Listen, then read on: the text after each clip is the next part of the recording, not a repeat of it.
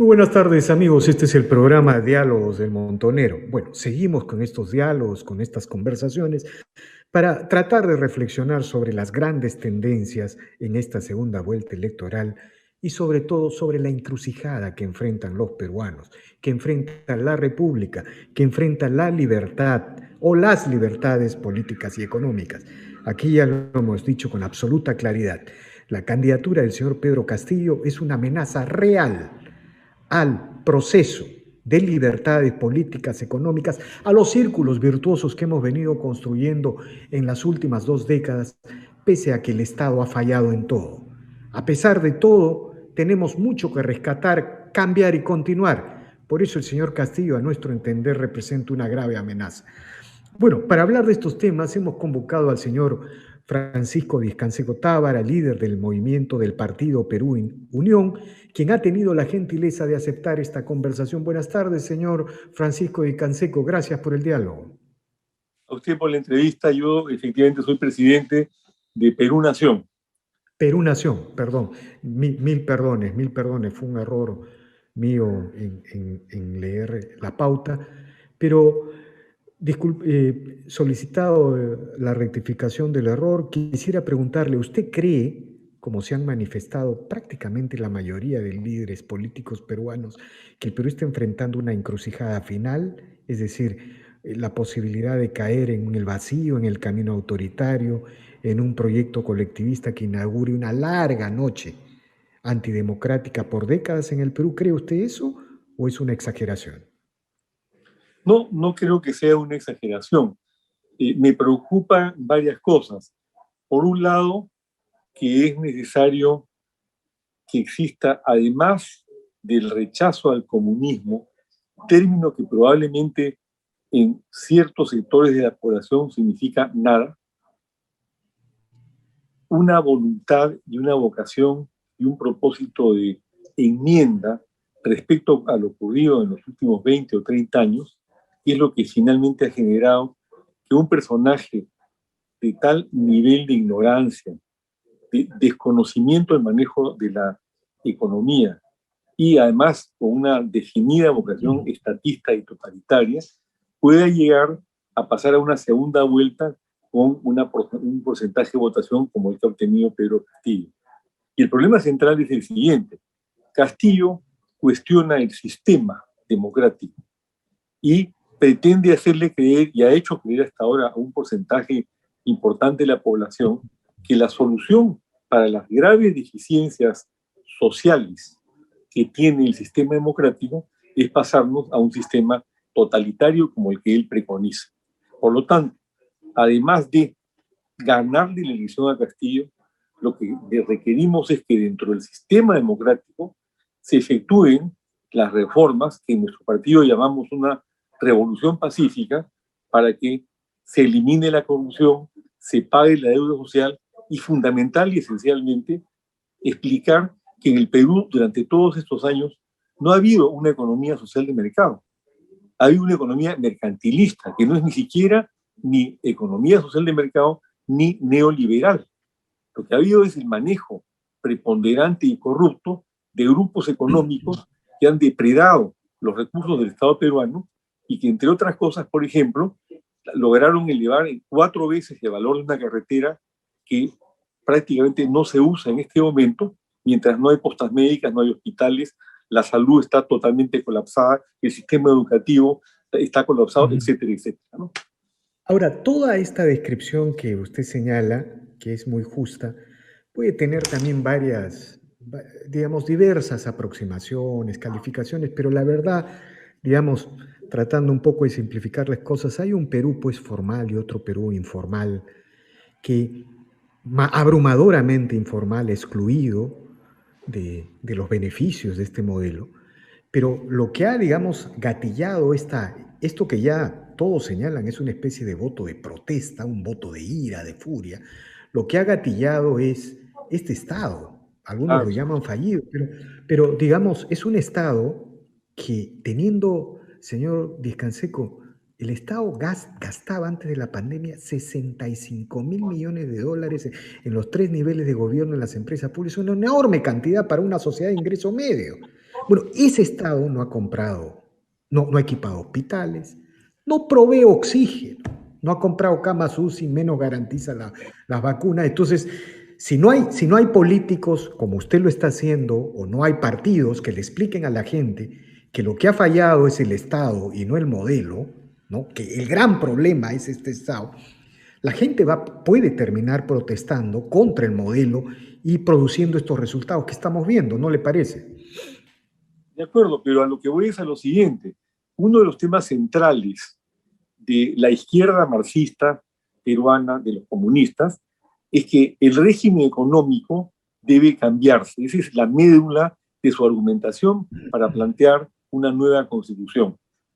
Y lo que yo no veo en el debate, el otro día, por ejemplo, vi a Keiko conversando con Mónica Delta, encontré algo que yo creo que Keiko debe subsanar.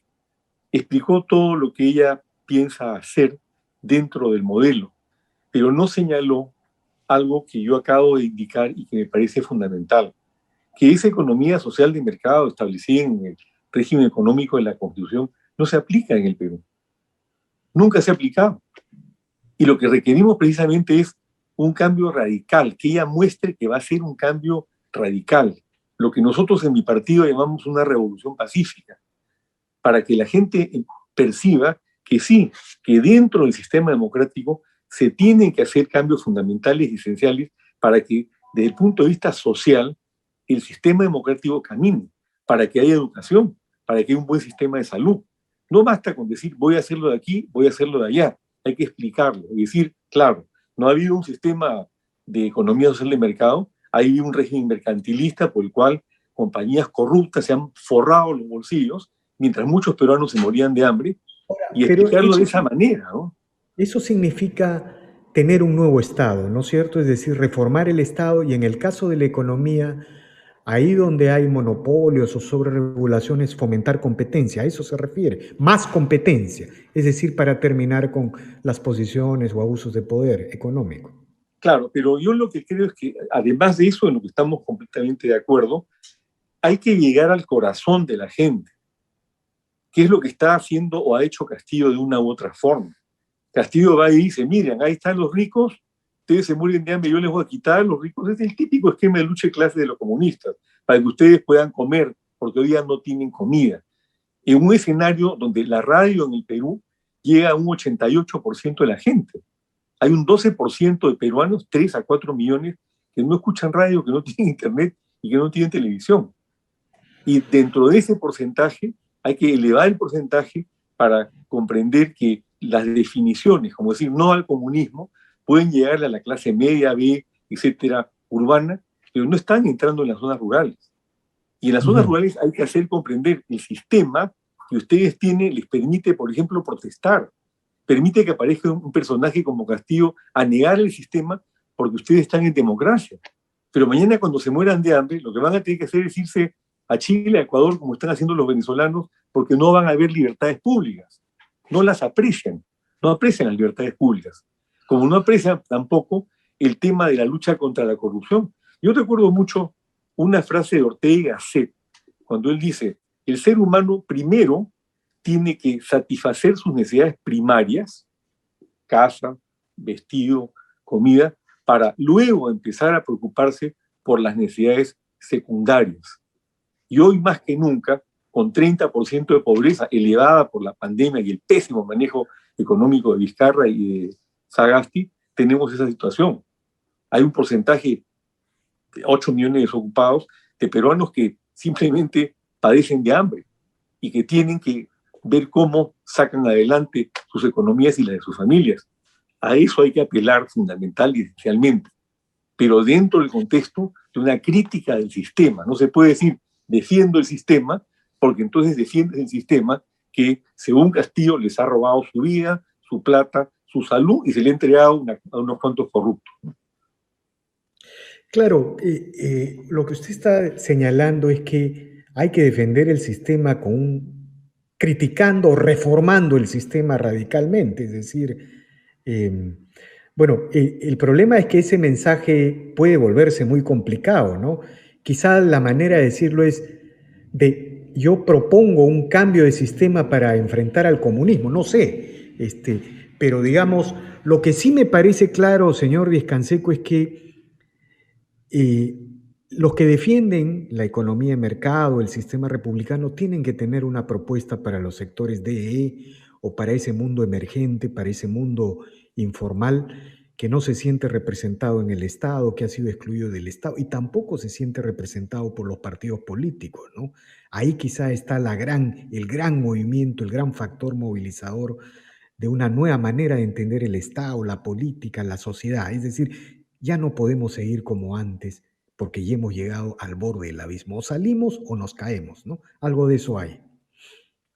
Totalmente de acuerdo, pero se necesita ser claros en la diferenciación dentro del sistema democrático de lo que significa un sistema democrático que tiene libertades públicas con un sistema democrático en el que dentro del contexto de las libertades públicas el Estado mal manejado por políticos corruptos, manejados a su turno por empresarios corruptos y sobre todo ineficientes, ha conducido al país a la crisis por la cual estamos atravesando. ¿Cómo es posible que se hayan despachado 4.000 millones en la Interoceánica Sur cuando no hay hospitales? ¿Y cómo es posible que los pocos hospitales que se construyeron, yo los he visitado, muchos de ellos, el de Jaén, el del Cusco, el de Tumbes, están paralizados con inversiones de 120 a 150 millones de soles cada uno, porque están mal construidos? O sea, sabían construir carreteras, pero no hospitales. Y no les importó que esto quedara botado. Entonces, ese es el escenario, y la gente pasa y dice, pues este hospital lo tengo frente a mí hace 10 años, no lo pueden inaugurar, y al costado de esto, toda, ¿no es cierto?, la catástrofe generada, la corrupción y lo demás. ¿Quiénes son los culpables de esto? Los culpables, los políticos, los culpables, los empresarios. Pero todo esto, ¿dentro de qué? Dentro de un sistema democrático. Y Castillo dice, sí, pues, esos son los ricos que se aprovechan de ustedes, y yo les voy a quitar a ellos y los voy a votar a todos, y ya todo lo que hemos escuchado, ¿no? La vieja retaíla de argumentos de los marxistas antes de llegar al poder, porque, como usted sabe, una vez que llegan al poder, hacen eso y peor, porque acumulan todo, poder político y poder económico, ¿no? Ahora, por el diagnóstico que usted nos presenta, noto, bueno, es que realmente la situación es dramática y uno puede ser apocalíptico describiendo las situaciones, ¿no? Pero ¿usted cree que estamos a tiempo de salvar las libertades? Tenemos que, o sea, ¿cómo definiría el momento? Porque, digamos, el diagnóstico, yo, digamos, puedo participar de su diagnóstico, mucha gente va a participar de su diagnóstico, pero el momento es tan dramático, ¿no es cierto?, que se necesita de los políticos, de los movimientos, un llamado a cerrar filas, un llamado a enfrentar algo. ¿Qué nos puede decir al respecto, señor Díez-Canseco? O, por ejemplo, estamos viendo que en el caso del señor De Soto o el señor Acuña, ¿no? Hay todavía espacios para, para contemplar, para deshojar margaritas, no sé cómo llamarlo. ¿Cuál debería ser la posición en este escenario? Cerrar filas con espíritu crítico. No solamente cerrar filas y decir no al comunismo, es cerrar filas y decir no al comunismo, pero sí a una revolución al interior del sistema democrático, para que sí haya un sistema democrático no solamente desde el punto de vista de libertades públicas, sino también de distribución de la riqueza. Eso no significa quitarle a los ricos, ni mucho menos. Significa que el Estado, dentro del contexto de la economía social de mercado, funcione en las áreas de educación, de salud, de promoción del empleo, de generación de infraestructura hospitalaria, etcétera, que no ha funcionado. Por otro lado, el señor Acuña, bueno, plata como cancha, para él el partido político es un vehículo de poder, es un lobista.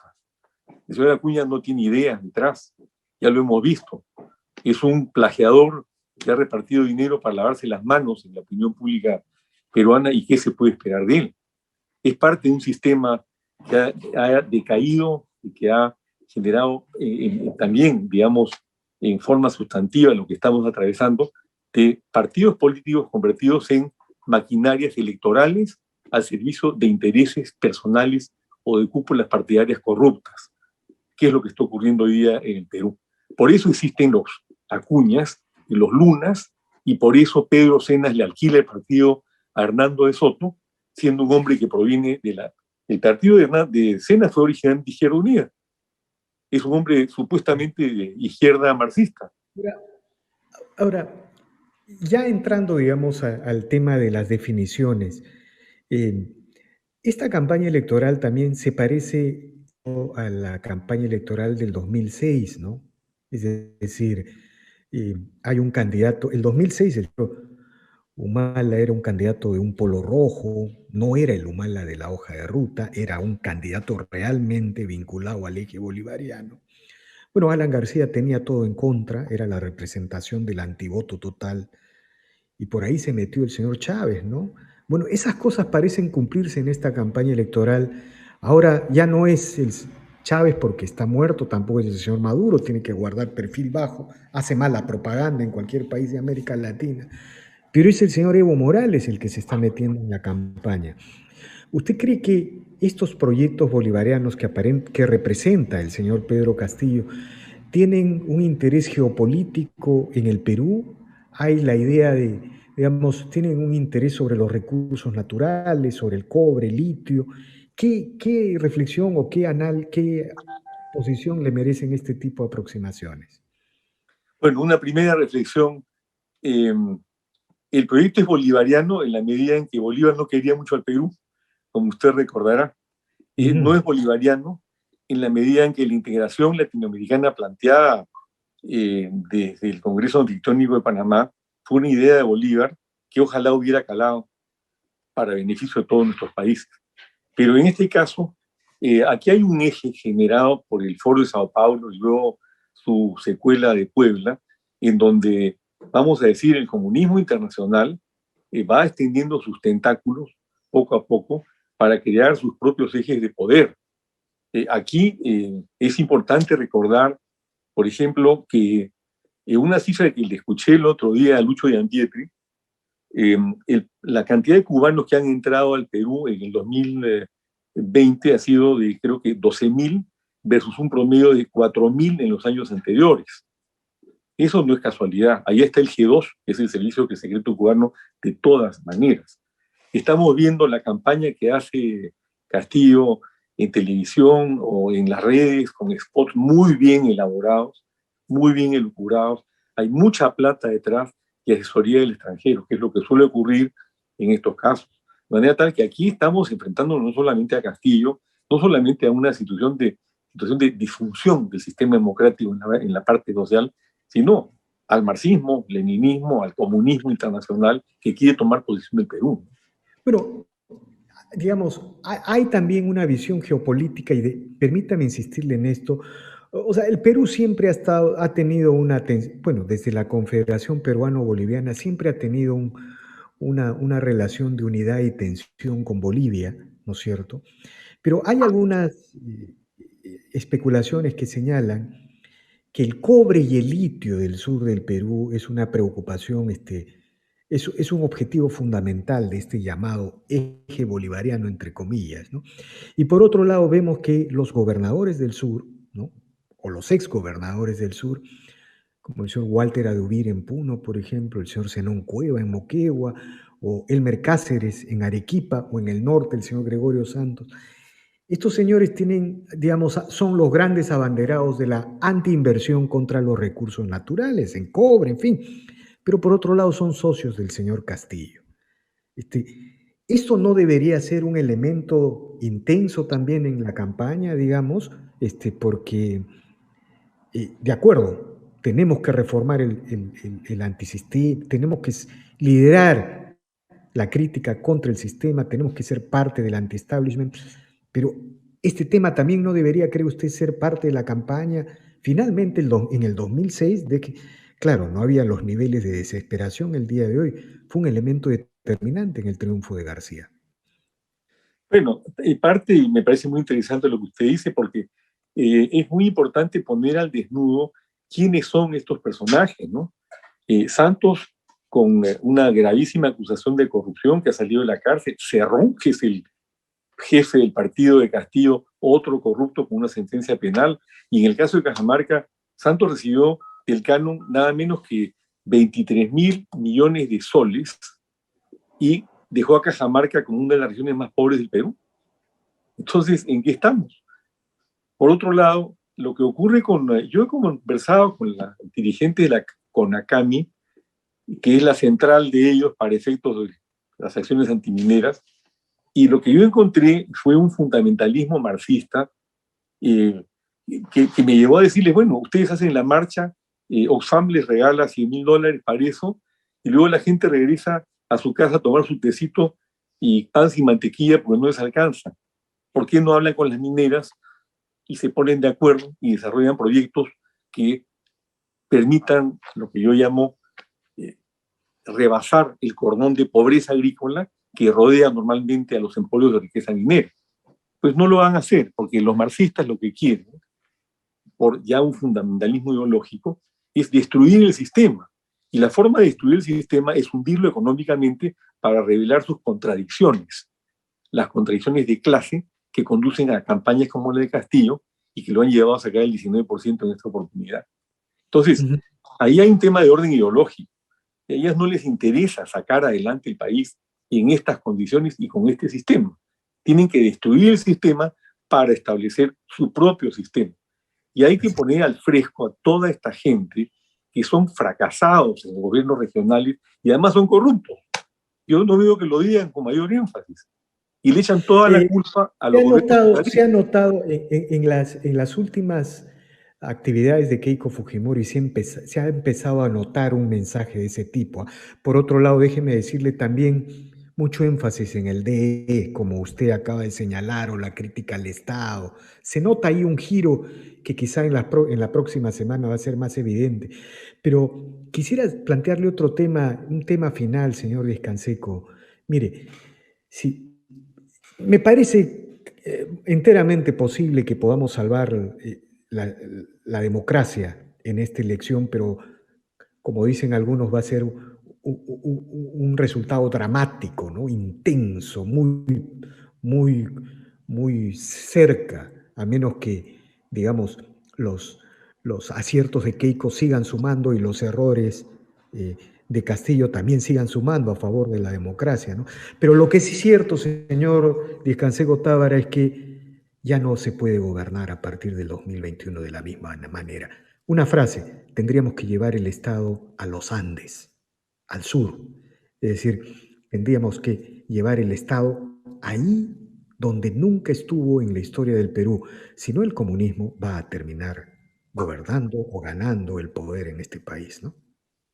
Sí, mire, yo trabajo en Puno hace 35 años.